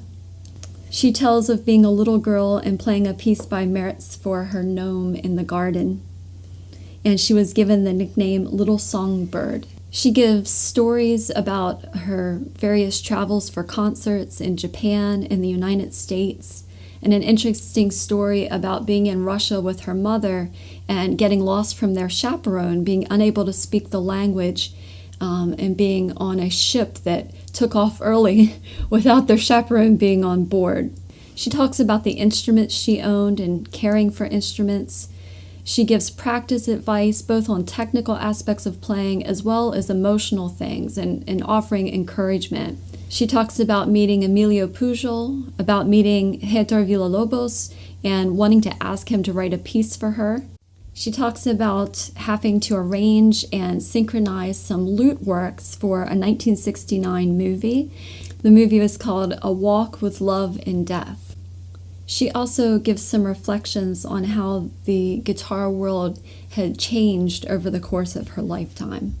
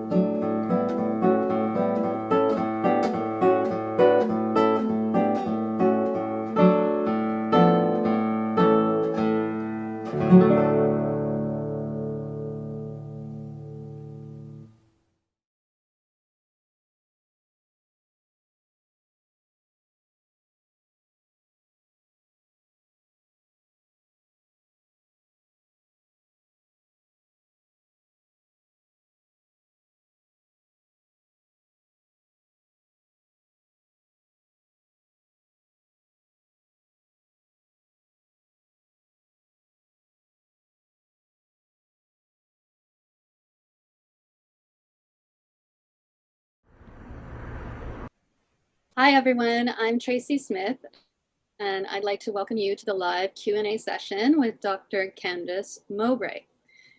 Thank you, Candice, so much for such an informative lecture and for joining us today for this live Q&A. Thanks so much. Good to see you. You too. Before we begin, I want to remind those of you who are viewing this on the live stream on either Facebook or YouTube that if you would like to take part in this Q&A, register for the convention on the Guitar Foundation of America's website. You just need to type in guitarfoundation.org in your browser, or look for the link in the comments on the stream and click that and join up. For those who are taking part on this Zoom Q&A, please feel free to submit your questions through the Q&A feature, and we'll do our best to get to all of them. You can also upvote the questions that you also have. We're going to have a limit of about 15 minutes on the live stream before it moves to the next event. But for those of us in the chat, we can break off and continue to discuss a little bit and get to your questions for a little longer. All right, so I'm so appreciative of your generosity, Candice, and for sharing all this amazing knowledge that we don't usually get to hear too much about in our study of the classical guitar. Are you ready for some questions? Yeah, it sounds great. All right, so first question, was it challenging to research many of these women, especially those pre-1900? Yes. Indeed. So what were some particular challenges? So I wanted to share two thoughts, if it's okay with that. And thanks for the question. This is an ongoing labor of love for me. It started, you know, I can remember being an undergraduate student in just general music history class and being a guitar major and opening, you know, our development of Western music book and seeing Hildegard von Bingen, Clara Schumann, and Fanny Mendelssohn. And actually, I've gone back, and Francesca Caccini was in that book. So, you know, yay for that author. But the point is that in, you know, 500 or 600 or 700 years of music history, you have these few ladies. And then also, not just with women, you know, I look for guitar, and guitar lute are very, very seldom, you know, in these general history books mentioned, or music of Spain, or I remember trying to learn a lot about Piazzolla, and I'd go back to those general history books looking for any information about South America or any place other than European music history, which, you know, granted sometimes is the subtitle of the book, but, you know, but the point is there's just so much music that we could all be learning about. And so that was one thing that was a catalyst for this, was just, okay, clearly something's missing. Here's something I can work on. To the best of my ability. So it's been an ongoing thing for well over a decade. Then the other challenge is, okay, well, I'm collecting all of these things. I have this little mini museum of you know, items and books and pictures and magazines. Well, how do I share it with people? So the bulk of that has been orally, doing lectures. So I'm grateful I've been able to do that. And it's given a reason through the years to persist getting more information and digging. So in response directly to the question, is it a challenge? Yeah, it's one that's been going on over a decade. And it's kind of amazing in that time to think about, you know, I'm dating myself, but pre-YouTube and pre-internet, you know, these things that you dug and dug to find, now they're just suddenly all on YouTube.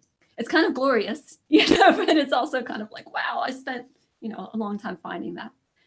And then the second point with the difficulty in finding information, I've forgotten. So anyway.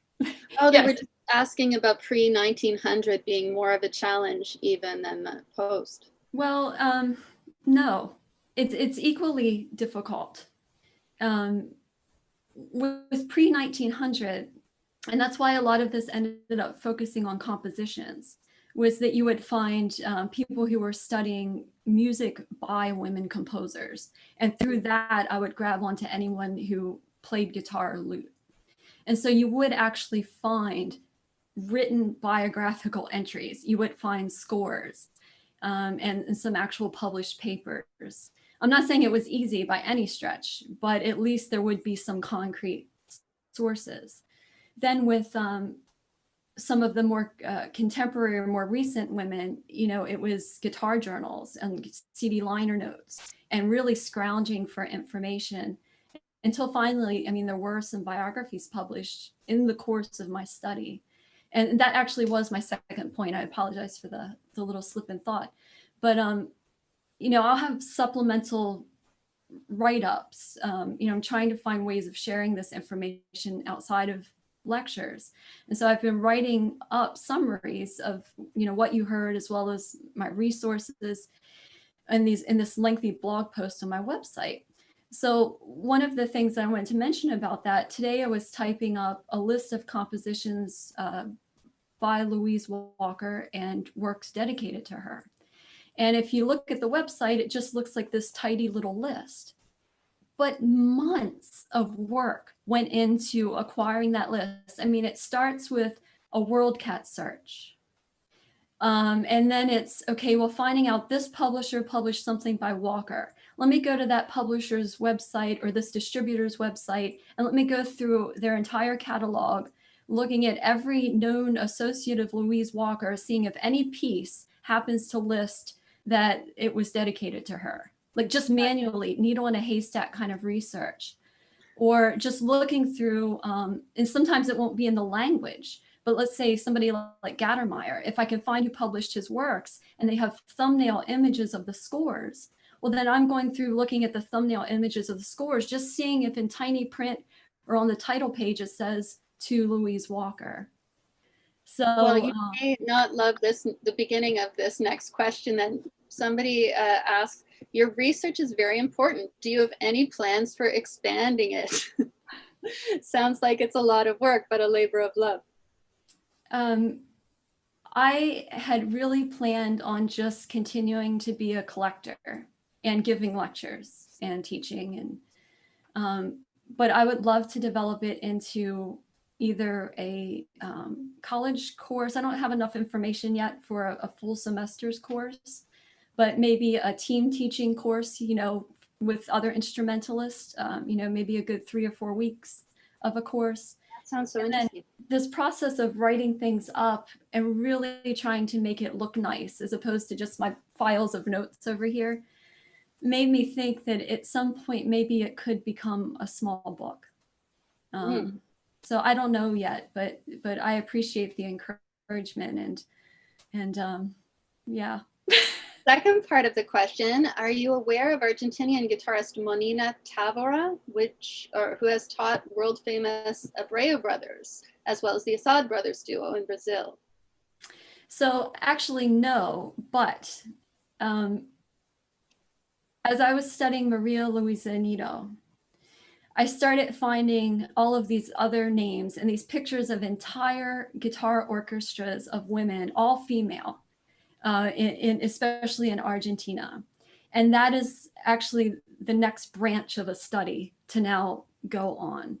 And please send me the name, just send me an email and I'll add it to my list because clearly this is someone significant who I've just missed.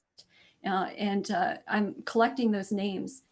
And in fact, I had a chance to see these volumes of I guess you call it an encyclopedia, like a 4-book set of the guitar in Argentina alone. I mean, that's a lifetime study. And so I'd love to go through those and find all of the women who are mentioned and include them in this project. Excellent. So pivoting a little bit, another question, when planning and performing a program, which do you think is best for audiences? A specialist program with only works by women, or including a more regular program interspersed with works by both male and female composers? Which is the best way to get the fabulous music by female composers across to the public? The answer is both, but I want to share something personal. When I was doing, not maybe the last 3 or 4 years, as there's become, the sudden focus on music by women, and that's how it feels in my life. Like suddenly there's this interest and there's these programming or these programs. As my work was getting rolling, my objective is to put the women in the same conversation with all the men, just to be in that conversation. And when I was doing the work specifically on Ida Presti, she was the focus of a lot of my work, especially going through graduate school. I would really avoid these conversations where it was, Ida Presti was a great female guitarist. No, Ida Presti was a great guitarist, period, end of story. And I really, in my language, was careful about how I presented the work that I was doing. And I rarely ever mentioned it as studying women in guitar. It was just, I'm studying these great people. And I would, in language, like when I was just doing general guitar history studies, I just always make sure to interject their names. And there's no denying them. There's no argument here over whether Ida Presti or Maria Luisa Aniello deserves to be in that conversation. And in fact, in older resources, I had a clip from either Turnbull or Wade, and then this wonderful book that I found by A.P. Sharp, a very old book that I try to take care of. Women are just included. Going back to Pujal's entries in a dictionary, women are included. So for me personally, that's a goal, is to not have to have separate concerts and programming and festivals unless it's what you want to do. Because then the second point there is, I think that we should just program as we want. If you want to feature all women from Argentina, I would love to come see that concert. Yeah, it's interesting that you say in that book you're showcasing that women are just included. But I do notice that a lot of the women in the lecture were referred to specifically by gender, being the grande dame of the guitar, or the first lady, or whatever. Were there any women that earned titles like that to the public that didn't have to do with their gender? Titles such as just something virtuoso, or something that didn't showcase them as only being women of the guitar. I think so. I think that part of it is seeing the cumulative of my work and in the particular quotes that I took. But for example, this A.P. Sharp book, it's not like that. It's just simply, page after page biographies. The list that I showed that says John Williams, Narciso Yepes, Ida Presti, she's not called out for being a woman. She's just in the list. So yeah, I do think there are sources.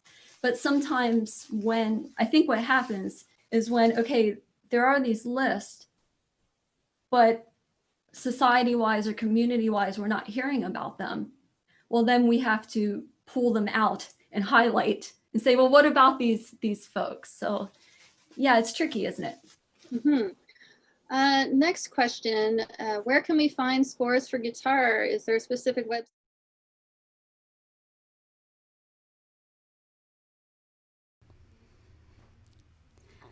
I am so excited by the fact that we've had 250 people able to participate in these Q&As. It's been amazing. If we were together, as we all really wanted to be, we would be in a small classroom and there would be 25, 35 of you there. So I'm really happy that we were able to share this great discussion with so many of you around the world. Thank you so much, Tracy Smith, for doing a great job moderating. And thank you, Candice Mowbray, for a really engaging and informative lecture. Thank you both. If y'all are really enjoying that, go on, make sure you're on the Zoom call so you can continue to hear the rest of their Q&A. Meanwhile here, again, so much great content. We know we're running a little bit behind our schedule. Just with regards to our schedule, these are optimistic timings because we don't want to post something and arrive there early and have you miss it. So we may consistently be running just a little bit behind our projected schedule, just FYI. So from here, we're going to jump into a couple more vendor videos to share a couple more introductions for you there. Then on to a masterclass with Aniello Desiderio, and finishing out the day with a performance with Luigi Attademo. Don't forget about that virtual tip jar for him. Enjoy the rest of the block.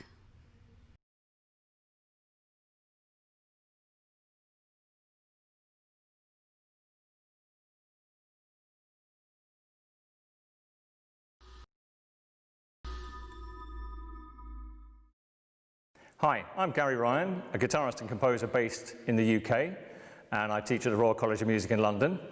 I've been the proud owner of a Wiseman guitar case for just over a year. It's incredibly strong, made of solid carbon fibre, incredibly light to carry around, and the two-tone colour is designed so that the white on the top reflects the heat away from the instrument to try and keep it nice and cool. I'll take you through a few of the features inside the case now. The first thing to say about the interior of the case is that the instrument is suspended. At no point does the guitar come into contact with the side of the case, so it protects it from the sort of shocks that you might get when you put it through an aircraft hold or you're just carrying it around London, maybe on the tube. I've put it through the hold on several occasions since I've had it, and it's been absolutely fine. I've had no problems at all. It's come back with no marks. And the case itself is completely waterproof. The side closes completely flush, and you have pads positioned strategically and several that you can adjust using Velcro by positioning them in slightly different places. And you've also got a little pouch for the guitar accessories and a little pouch here for keeping maybe strings in, things like that. And it's extremely easy to shut. It just has magnetic clips, one on the side, one here, one down the far end. And on the side, we have a Velcro strap for extra security, just in case you forget to put the catches down. This will hold the guitar case closed. I'd be very happy to recommend a Wiseman case to anybody who's looking for a really strong, great-looking guitar case that's light and easy to carry around.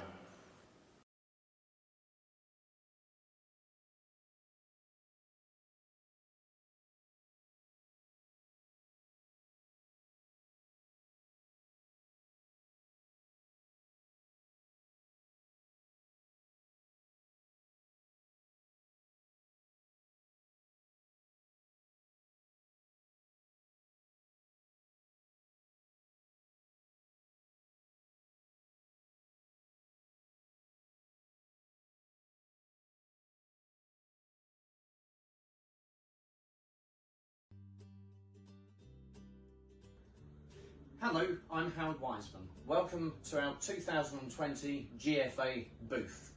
We're here to show you a fantastic, very light, very strong carbon fibre guitar case. And we had the pleasure of launching this last year at the GFA in Miami.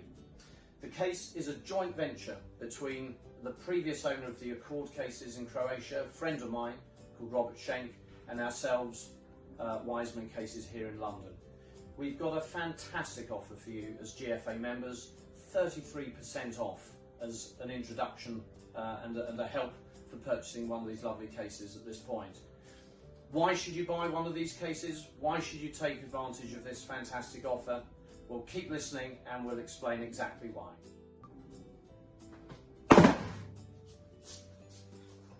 Now that's the guitar making an entrance.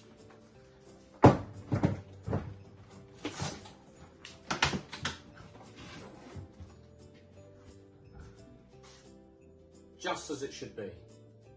So, why wasn't I worried? This case has everything it needs to protect the instrument. A hard, crush-resistant shell. The shell is incredibly light at only 4.5 pounds. So that reduces the inertia in any accident or fall, as well as saving your back, of course. You also need fantastic internal suspension of an instrument.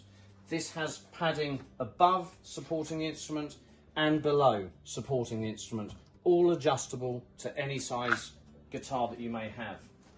This case also has an interlocking lid to the base. It goes into a groove all the way around with fantastic lightweight magnetic locks and also a Velcro strap for added security. The other feature on this case for comfort is that we've mounted the straps from 2 separate points so that it doesn't pinch on your neck, and you also have a lovely leather padded handle here. Do take advantage of our fantastic 33% offer and invest in a Wiseman case.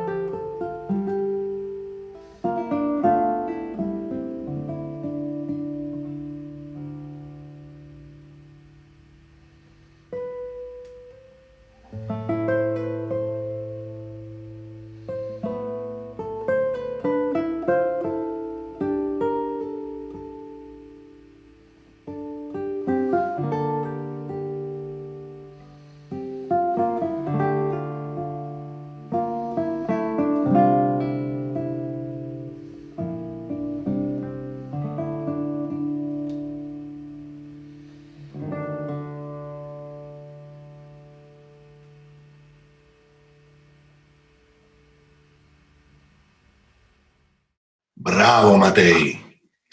Thank you. Really, really great. Bravo, great work. Beautiful sound. And all the variations which are faster, I liked so much the sense of rhythm, the sense of the accents. I loved the idea on the variation number 5 to play with the staccato, with stop on the strings. Great idea, bravo. And also the finale was very good.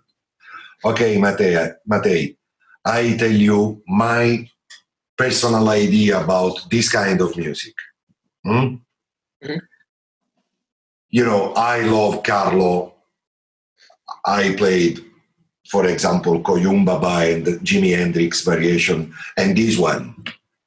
For many years, many times I played during my concert, and I understood something when you open this kind of score, like Koyumbaba or this one.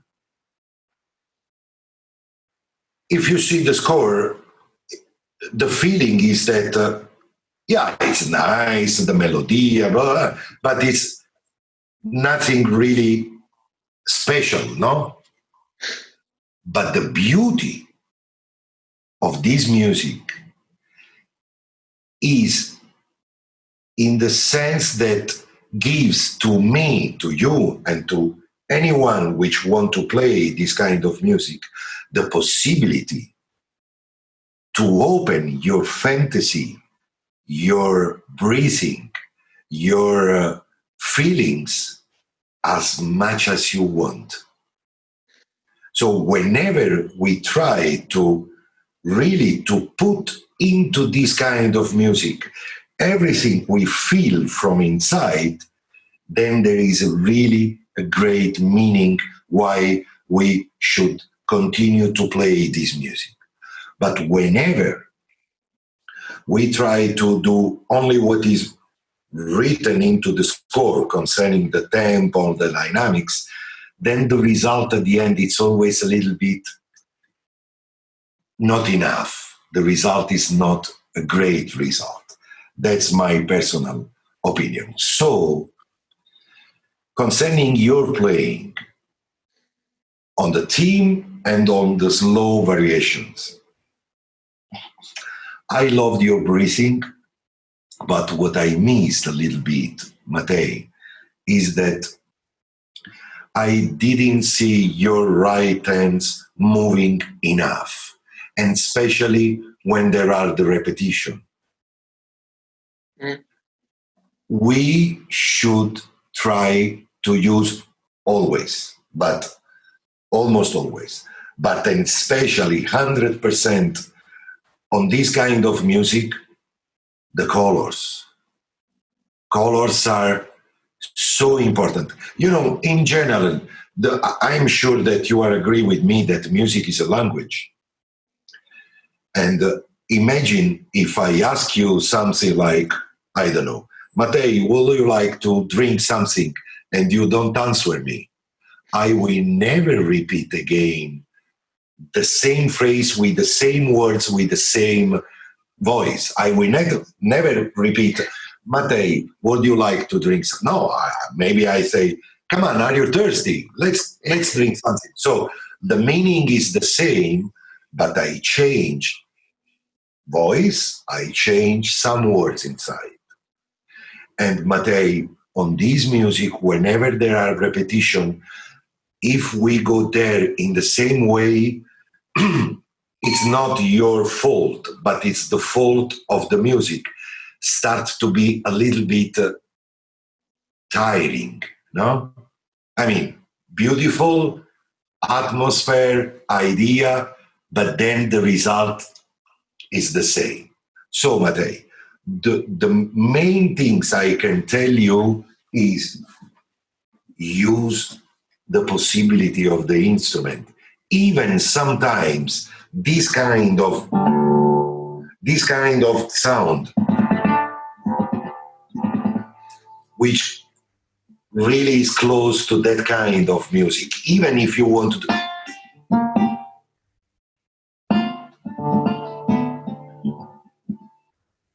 And then go.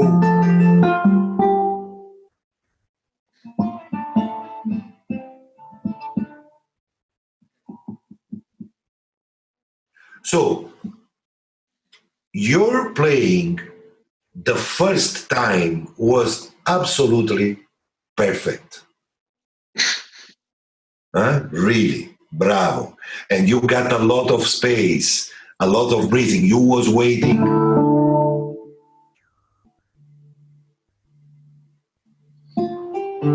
Bravissimo. This is the sense of this music. So what I'm telling you, when you repeat, change completely. Do what, you know what I prepared this kind of music, how I prepared at that time when I decided to play this one or Koyumbaba or Hendrix. I thought, okay, I don't decide anything. I let the moment when I will be on the stage, I will let to the moment to tell me what to do on that moment, on that relative moment. Whenever we decide something here, it sounds a little bit artificial and does not work very well. For example, on the variation where you decide to do this, bellissima idea, bravo, top, first class. Why not, when you repeat, do not use that one? So the first one you can, and then, whatever,